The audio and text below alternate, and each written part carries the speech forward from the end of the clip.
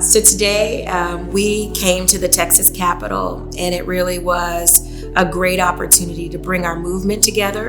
And so we have an amazing opportunity here in Texas to lift up reforms that will create opportunities for many people who have been impacted by the criminal justice system. The initiatives and legislation we are advocating for instill a hope, a lifeline, and a reason to believe that we can push for a more equitable and fair system.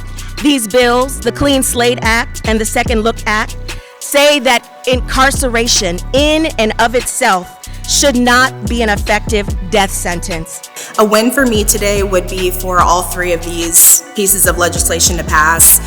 But of all three, I think the most important is the Prison Safety Initiative. People are literally dying in Texas prisons, and this is a human rights issue. This is just a human issue, and so we really want to see this initiative pass. It got to the House of Representatives, it didn't make it to the Senate, and so we really want to see that happen and for the lives of our brothers and sisters to be saved here in Texas. The true test of great leadership in a great society is how you take care of your most vulnerable. There is no reason for brothers and sisters to sit in sweltering heat in our criminal justice system anywhere in the country, let alone in Texas. Write letters, make phone calls, walk these halls. This is our Capitol building. It does not belong to the elected officials in here.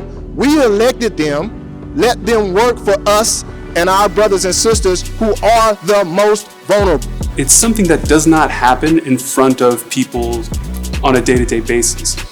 With issues around education, if you don't have kids that go to school, you've been to school and you know kids that are going to school, families with kids. You don't maybe necessarily know someone who's in prison right now. But as a consequence, what we have is it's not at the forefront of people's minds. It's an issue that sometimes gets put on a back burner. The Urban League is in a new position of strength to where we can work with our local affiliates to ensure that some of the things that are happening in their community, in their backyard, have the national power, having the right information, having the right statistics, being able to communicate in a fashion that they're expecting of an organization of this size and caliber is important. When you have people treated like animals, what do you expect them to act like when they're ultimately released? Because that's what you're doing. You're putting them in a cage, you're not giving them AC, you're barely feeding them, and then you want them to come out and be a productive member of society.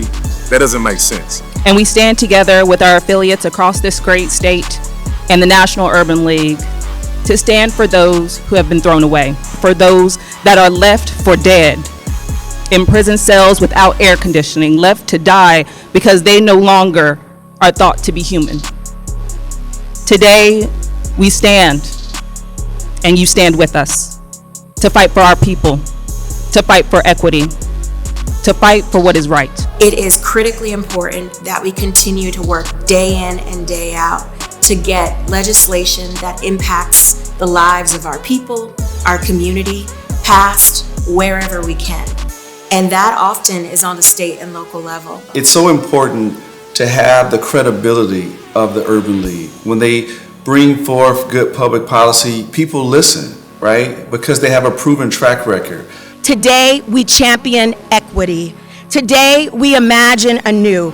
And today, we ask the great state of Texas to be the frontier of action.